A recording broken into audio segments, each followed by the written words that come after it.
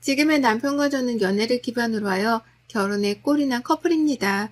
연애 기간 동안 누구보다도 행복한 연애를 하였고 결혼 준비 기간에도 별 탈 없이 준비한 끝에 결혼을 하였고 신혼생활을 즐기고 있던 어느 날부터 일은 시작되었습니다.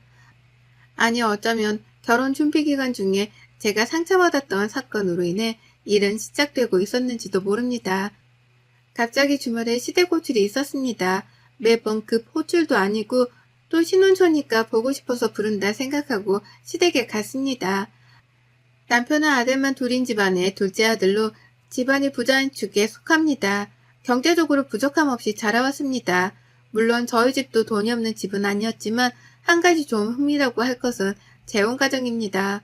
저는 스스로 흠이라고 생각하지 않지만 워낙 가부장적이고 유교 사상을 중시하며 약간 심한 정도의 꼰대의 기질이 있는 시부모님에게는 저희 집이 재혼 가정이 흠입니다. 그래서 흠이라고 설명을 드립니다. 신혼을 맞이하고 처음 시댁에 가는 것이라서 들뜬 마음으로 시댁에 가게 되었습니다. 반가운 마음으로 시댁에 도착하였는데 마침 형님이 먼저 와 계셨고 어머님과 같이 음식을 하고 계셔서 도착하자마자 음식 자만을 함께하러 주방으로 가게 되었습니다. 반가운 마음에 형님, 어머님 하면서 인사하고 애교스럽게 다가가는데 시어머니의 차가운 반응 당황스럽습니다. 예, 음식을 해야 하는데 그 손으로 할 수 있겠니? 옛날 같았으면 너 부엌에는 들어오지도 못할 상태다. 저리 가서 다른 거 해라. 신혼이기에 결혼식 이후 또 신혼여행 때 한껏 예쁘게 네일아트를 한 저의 손을 보고는 한마디 하는 시어머니에 당황스러웠습니다.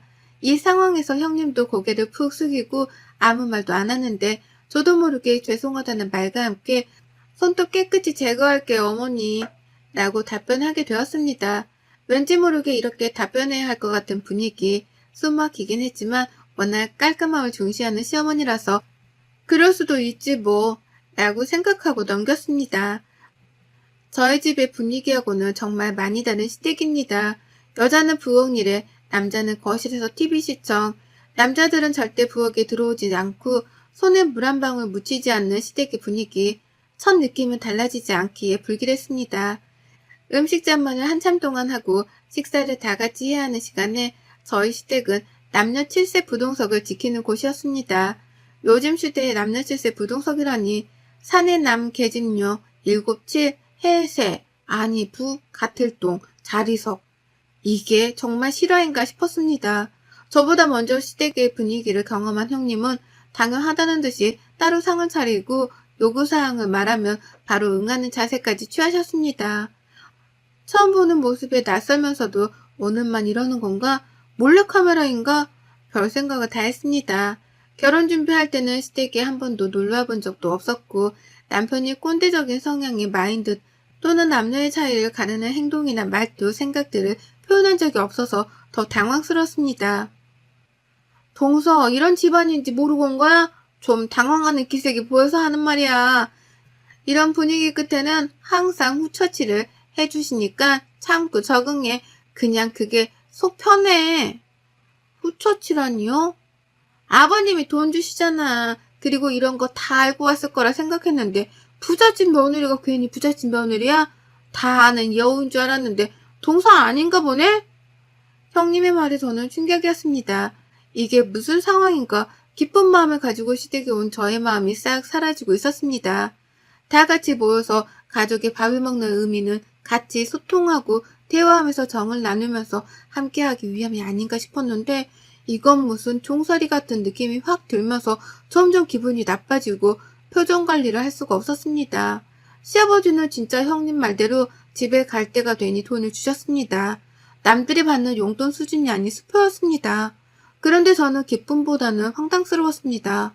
이것은 용돈이 아닌 시아버지가 며느리가 이뻐서 주는 돈이 아니라 꼭 종을 불러서 일을 시키고 대가를 주는 것 같은 분위기가 너무나도 싫었습니다.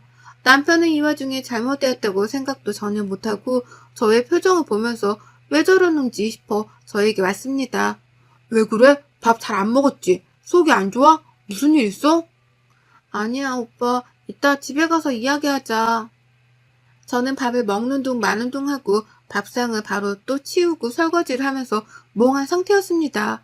밥 준비하고 밥상 차리고 치우고 설거지하고 이게 끝인가 싶었는데 화해상에 다과성을 준비하는 시어머니 정말 기가 막혔습니다.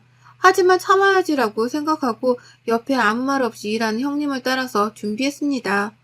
시댁은 쉬러 오는 곳이 아니다. 집에서 요즘 여자들은 이런 것도 안 한다면서? 그러니 여기 와서 좀 교육을 받고 집에 가서도 몸의 습관이 배어서 남편을 잘 내조할 수 있도록 연습한다 생각하고 부지런히 배우고 움직여라. 시어머니는 저희 엄마랑 동년배인데 정말 마인드는 무슨 조선시대를 능가하는 마인드였습니다. 시댁에서의 첫 한 끼는 정말 최악의 상태였습니다. 최악의 경험을 하고 집으로 왔습니다. 오빠, 오빠네 집은 왜 이래? 좀 이상한 것 같아. 남자들은 가만히 있고 여자들은 계속 종일 일만 하다가 서로 이야기도 안 하고 오는 이런 건 아니지 않아? 오빠네 집안 좀 이상해. 다른 집과는 정말 다른 분위기에 정말 말도 안 되는 분위기에 규칙이 있어. 그리고 며느리가 무슨 종이야? 일 시키고 나서 종을 부린 대가로 돈을 주시는 것도 좋게 보이진 않아. 이건 아닌 것 같아.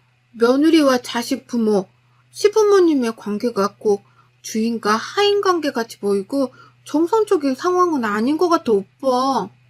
뭐가? 난 이상하다고 생각 안 하는데 좀 예민한 거 아니야? 형수도 불만 없이 잘 지내왔는데 한번 우리 집 가서 밥 먹고 와서는 왜 그래? 그리고 아버지가 며느리들 고생했다고 돈 주는 건데 그게 뭐? 자기 좀 예민한 것 같아. 그리고 우리 집 관계가 어때서? 관계가 문제가 있었다면 이혼하거나 헤어지고 가족이라는 구성의 유지에 문제가 생겼지. 남편은 계속 그런 집안에서 자라왔기에 하나도 이상하다고 생각하지 않았습니다. 계속 말해봤자 싸움만 될 것 같았습니다. 그리고 말 속에 저의 재혼 과정에 대한 공격이 있는 것 같아서 제 상처가 건드려지는 것 같아 대화를 그만했습니다. 네가 이상한 거다. 네가 이상한 가정에서 생활을 했으니까 지금을 이해 못하는 것이다. 받아들으라는 메시지를 계속해서 보내는 듯한 남편. 사실 결혼 준비 중에 순탄한 게 나름 지나가긴 했지만 한 가지 점에서는 저에겐 마음의 상처의 계기가 된 것이 하나 있었습니다. 앞에서 말한 그 지금의 문제의 시초를 알리는 사건입니다. 저는 재혼 과정으로 아빠가 친아빠가 아니시기에 저와 성이 달랐습니다. 저는 이씨, 재혼한 아버지는 박씨. 그래서 결혼 전 청첩장을 만들어서 보낼 때 시댁에서 시아버지가 이 부분 때문에 난감하시고 본인 기준이 아니셨기에 따로 아버님의 전화호출로 한 소리 들었습니다. 아가 청첩장 말이다. 아버지의 성함을 친아버지 성명을 넣으면 안 되겠냐? 지인들한테 청첩장을 줄 때 네가 얼굴을 둘 수가 없다. 우리 집안이 재혼과정과 결혼한다는 건 용납할 수가 없는 일인데 100번 1000번 우리 집에서 많이 양보한 거니까 네가 좀 청첩장 혼주 성명 거는 생각 좀 해서 바꿔라. 그럼 난 이만 끊는다. 시아버지는 만나서 말도 아닌 전화로 위와 같은 부분에 대해서 말씀하셨는데 거의 통보식이었습니다. 결국 저는 시아버지의 요청대로 현재 아버지 성함이 아닌 이혼한 저의 친아버지 성함을 넣고 청첩장을 돌리게 되었습니다. 시아버지의 요청은 수락이 되었고 시댁은 요구사항이 들어져서 좋았을지 모르지만 저희 집과 저는 상처를 받았고 정말 꾹 참고 양보를 했습니다. 저희 집 지인들은 반대로 왜 아버지 성함이 이래? 라는 질문을 도리어 받게 되었습니다. 하나 저와 저희 엄마 그리고 재혼한 아빠는 이런 부분에 있어서 마인드가 유연하기에 그럴 수 있지라고 생각하였고 서로 조율해서 행복할 수 있다면 괜찮은 선택이라고 여겼기 때문입니다. 첫 느낌이 별로고 첫 행동을 보면 다 알 수 있다고 했나요? 청첩장 사건부터 이미 시댁의 꼰대 성향과 말도 안 되는 규칙과 분위기가 풍겼던 것입니다. 시댁을 다녀온 며칠 뒤 시어머니한테 전화가 왔습니다. 어디니? 집에서 놀고 있지? 잠깐 우리 집에 좀 와라. 아, 어머님 저 지금 밖에 나와서 볼일 좀 보고 있는데 뚜뚜뚜뚜뚜. 시어머니는 질문하고 본인이 답을 하고 통보하는 식으로 전화를 하시고 끊었습니다. 저는 일정을 다 중단하고 시댁으로 갔습니다. 무슨 일이세요, 어머님? 아니, 너 우리 아들한테 우리 집이 이상하다고 했다면서? 뭐가 이상하다는 거니? 너야말로 이상한 거 아니니? 너 지금 보니까 돈 좀 번다고 우리 집 무시하는 거니? 시어머니의 대화를 듣다 보니 무슨 상황인지 캐치가 되었습니다. 시댁을 다녀온 날 남편에게 하소연을 했던 것을 그대로 어머님께 전달한 남편. 그걸 또 듣고 저를 불러서 야단치는 시어머니. 갑자기 숨이 턱 막혀왔습니다. 아니요, 어머니 그게 아니라 저는 가족끼리 모인 자리에서 남녀가 따로 앉아야 하고 여자들은 계속 부엌에서 일만 해야 하고 하니까 너무 안타깝고 이건 아닌 것 같아서 오빠랑 좀 이야기 좀 한 거였어요. 이래서 가정교육이 중요하다고 했는데 너는 뭘 보고 자란 거니? 당연히 여자는 부엌에서 준비해서 가족들을 위해서 맛있는 음식과 내조를 해야 되는 게 맞는 건데 어디서 뭘 배우고 온 거니? 잘못된 생각을 가지고 있으면서 석반사정도 유부수지. 남편한테 우리 집이 잘못된 것 같다고 훈계질을 해? 어머님, 그렇게 생각하시면 안 돼요. 저는 그 뜻이 아니라 너 일하러 다닌 것도 솔직히 마음에 안 들었다. 집에서 여자는 집안일 하면서 내조해야 하지. 뭐 돈 벌러 나간다고 그렇게 나가서 집안일은 뒷전이고 우리 아들 고생시키냐? 당장 일 다 그만둬라. 직장도 아니고 네가 혼자 조그맣게 사업하는 거 우리는 그거 마음에 안 든다. 그리고 무슨 여자가 나가서 사회생활이냐? 지금 시대가 미쳤다. 여자는 자고로 집에서 집안일하고 남편 내조하고 밥, 빨래, 청소에 중점을 두어야지. 대답 안 하니? 대답하고 빨리 집에 가라. 이제 아버지 올 시간 됐으니까 준비할 거 많으니까. 네, 가볼게요, 어머님. 시어머니와 분명 저는 대화를 하러 온 것이라 생각했는데 이것은 일방적인 통보와 일방적인 훈계 그리고 일방적인 대화의 방식으로 고구마 1000개는 먹은 것 같은 기분으로 집에 돌아왔습니다. 정말 꼰대의 마인드 그리고 꽉 막힌 사고방식 저의 일하는 부분까지 터치하면서 그만두길 강요하는 시어머니. 남편과 이야기할 힘도 없었고 지쳐만 가는 결혼생활 아니 신혼생활이 이어지고 있었습니다. 일주일 뒤 시아버지 생신이 겹쳐 다시 또 시댁에 가야 했습니다. 일방적인 시어머니의 대화와 함께 그날 있었던 일 때문에 기분이 좋지 않은 상태였지만 결혼하면 누구나 고부 갈등도 생기고 트러블이 있지만 맞춰가는 단계일 거라 생각하고 긍정적으로 생각해보려 하며 풀고 시아버지 생신날 시댁에 또 가게 되었습니다. 시아버지가 기분이 안 좋았습니다. 형님과 어머님은 먼저 주방에 계셨고 사태 파악을 하기 위해 저는 주방에 가서 왜 그런지 여쭤보았습니다. 동서, 왜 이렇게 늦게 왔어? 아버님 동서날 때문에 화났어. 네? 저 지금 일어나자마자 온 거예요, 형님. 아침 9시쯤 드신다고 하지 않으셨어요? 동서가 뭘 몰라서 그러는데 오늘 아버님 생신이잖아. 나는 새벽 5시에 왔어. 좀 눈치 좀 챙겨. 너는 지금 시간이 몇 시니? 꼭 이렇게 중요한 날에 늦게 와서 기분을 안 좋게 해야겠니? 정말 하나부터 열까지 마음에 안 든다. 7시 30분에 시댁에 왔는데 늦게 왔다고 눈치를 주는 형님과 잔소리하는 시어머니. 이 와중에 남편 또한 아차 싶었다면서 죄송하다고 인정하는 분위기. 시아버지는 기분이 상한 채로 방 안에서 혼자 누워있는 상황. 저는 정말 무언의 압박으로 시아버지께 찾아가서 죄송하다고 사죄할 수밖에 없었습니다. 너 오늘 무슨 날인지 알고 7시 반에 온 거냐? 정말 너 서운하다. 어른의 생일에 이렇게 늦게 오면 내가 오해를 하잖냐. 앞으로는 시간 약속 잘 지키고 절대 이런 일 없도록 해라. 네, 죄송해요, 아버님. 처음이라 그랬어요. 명심하겠습니다. 점점 이 집 분위기에 가스라이팅 당하는 것 같았습니다. 집안 교육을 잘 못 받아서 그런다. 네가 몰라서 그런다. 이렇게 일하고 나서 대가를 주지 않느냐 등등 가스라이팅에 맞음에도 불구하고 저는 점점 대응할 힘이 사라지는 것 같았습니다. 남편은 이 집에서 30년 이상 살아왔기에 뭐가 옳고 그른지조차 구분하지 못하였고 저는 이제 3개월 차의 시댁 분위기를 맛보고 저 또한 흔들리고 있는데 이 부분에 있어 친정에 말할 수도 없고 너무나 답답합니다. 이런저런 생각을 가지고 시아버지 생신상을 차리고 웬일로 다 같이 앉아서 이야기할 수 있는 시간이 생겼습니다. 시아버지가 다 같이 앉아보길 명했기 때문입니다. 내가 지금 할 말이 있어서 다 모이라고 했다. 내가 할 말은 이번에 태양광 사업을 좀 하게 되었는데 너네들 각자 이름으로 하나씩 줄 건데 첫째는 첫째니까 5개, 너네는 둘째니까 1개씩, 그리고 우리 막내딸은 막내니까 3개로 정했다. 불만 가지지 말고 항상 강조하는 건 장유유서이다. 첫째가 잘 돼야 밑이 잘 되고 막내는 또 막내니까 챙겨주면서 케어해야 한다. 알겠냐? 시아버지의 일방적인 통보, 남이 봤을 땐 한 개라도 갑자기 떨어지는 사업인데 감사해야지라고 생각하겠지만 저는 이 나눠주는 사업의 개수에 화가 난다라기보다는 시아버지의 마인드입니다. 무슨 말도 안 되는 첫째와 막내 챙김과 둘째의 배분입니까? 이런 식으로 배분한다면 형제 간의 우애가 아닌 질투와 차별로 인한 갈등을 조장하는 것이라 생각했습니다. 정말 말도 안 되는 배분에 할 말을 잃었습니다.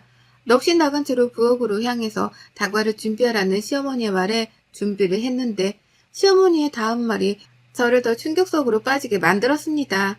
아가, 너 피임해라 당분간. 네? 피임이요? 무슨 소리세요? 아까 아버지 말 들었지? 장유유서 중시하시는 거.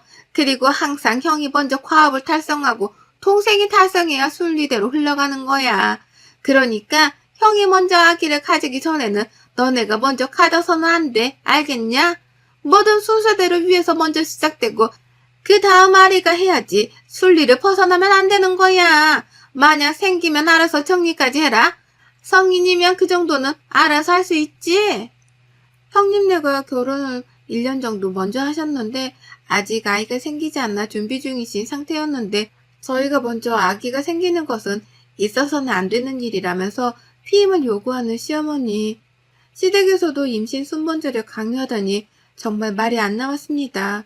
임신 순번제는 직장에서나 일어나는 일이라고 생각했는데 시댁에서 임신 순번제라니 그것도 안 생기는데 가지라고 강요하는 순번제가 아닌 가지지 말라고 강요하더니 이런 상황 속에서도 상대방이 납득할 시간조차 주지 않고 본인의 생각을 통보하고 그 통보에 동의하라는 대답을 강요하는 시어머니. 갑자기 숨이 막혀오는 황당함 속에서 대답을 했습니다. 남편에게 의지하고 털어놓을 수밖에 없는 상황인데 남편이 이 상황을 털어놓으면 놓을수록 제가 시어머니와 본인과의 관계를 멀어지게 하려 한다고 생각합니다. 엄마는 다 생각해서 하시는 말이지. 우리가 먼저 임신하면 형도 좀 그렇지. 그리고 형이 먼저 하고 동생이 다음이지. 여보, 진짜 몰라도 너무 모른다. 그리고 너무 예민해. 우리 다 잘 되려고 하는 소리잖아. 잔소리도 사랑이고 몰라? 다 잘 되려고 하는 건데 나쁘게 생각하지 말자.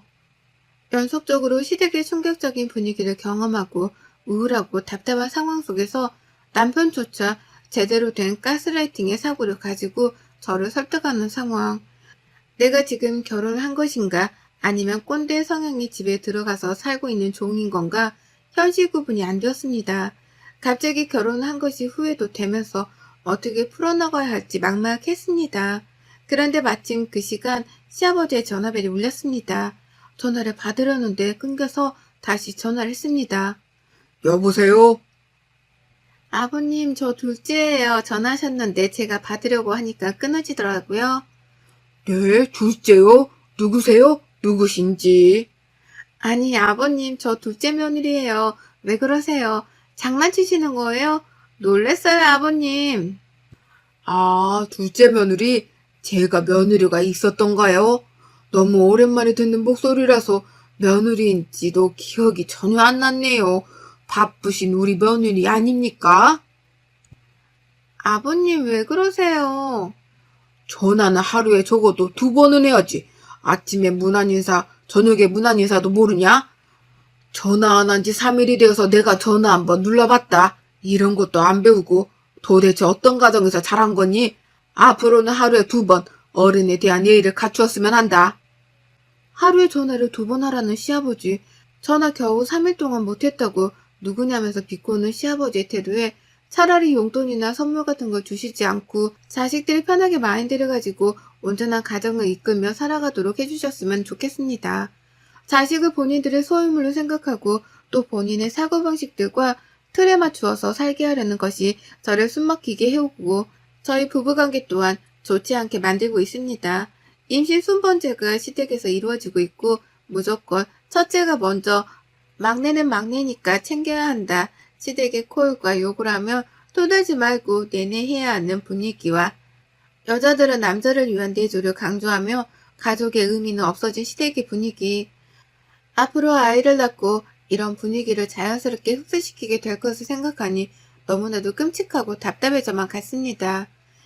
이 문제에 있어서 가장 제일 대화를 많이 해야 할 남편은 30년이라는 긴 시간 동안 이런 가정에서 자라왔고 철저한 가스라이팅으로 변하지 않을 것으로 보였습니다. 저는 빠른 결단을 내렸습니다. 이혼을 결심했고 다행히 혼인신고 전에 이혼을 하게 되었습니다. 이혼은 생각보다 쉽게 처리가 되었어요. 하지만 이후에 너 때문에 가문의 명예훼손이니 뭐니 계속해서 찾아오는 시부모님 때문에 저의 삶은 힘든 순간들도 있었지만 그래도 끝이 보이니 참을 수 있었습니다. 선하게 그리고 격식을 갖추는 것이 먼저 선하게 격식을 갖추는 사람에게나 허용되고 통하는 것이라는 것을 알게 되었습니다. 그리고 짧은 결혼 생활이었지만 시부모님의 약점을 알게 된 저는 그 약점을 터뜨리기로 했습니다. 바로 체면입니다. 제가 짧게나마 유지해온 결혼 생활을 시부모님의 회사와 지인에게 폭로했습니다. 폭로 전에도 이미 가문의 명예훼손이니 어쩌니 하면서 찾아와 협박한 것에 비하면 제가 한 것은 세 발의 피였습니다. 체면망신을 시키자라고 생각하니 제 속은 사이다처럼 시원했고 체면망신에 있어서 시댁은 지렁이를 밟으면 꿈틀듯이 극한 반응을 보이며 분노를 표출했습니다. 어디에서 근본도 없는 년이 들어와서 우리 집안을 망신시켜? 너 가만두지 않겠어? 우리 가문에 쪽을 줘 감히? 어머님, 아니 아주머니, 평생을 본인이 살아온 규칙, 규범, 정의가 맞다고 살아오셔서 잘 모르시겠지만 그쪽 가정은 정상이 아닙니다. 아주 짧은 시간이나마 대개 가정에서 경험한 시간들은 정말 끔찍했습니다. 반성은 바라지도 않고 잘못되었다는 걸 조금이나마 아시길 기도해 봅니다. 짧은 결혼 생활이었지만 그 기간 동안 제가 잘못 살아온 것일까요? 너무 제가 자유분방했나? 우리 집의 교육이 잘못되었나 착각했었지만 제가 그 착각의 늪에 들어가서 허우적댔던 것이라는 것을 알게 되었습니다. 이혼의 선택에 후회가 없고 저는 제 자신을 사랑하며 저를 사랑하는 만큼 남을 사랑하며 저의 자유를 추구하듯 남의 자유도 존중하며 살아가고 있습니다. 결혼 생활은 서로 다른 환경 속에서 자란 사람들끼리 만나서 다시 또 다른 환경의 가정을 만들어가는 과정인데 서로가 돕고 맞춰가며 소통하여야 합니다. 끔찍하고도 비정상적인 꼰대 시댁에서 벗어날 수 있어서 너무나도 행복합니다. 여러분의 생각은 댓글로 남겨주세요. 오늘도 시청해 주셔서 정말 감사합니다.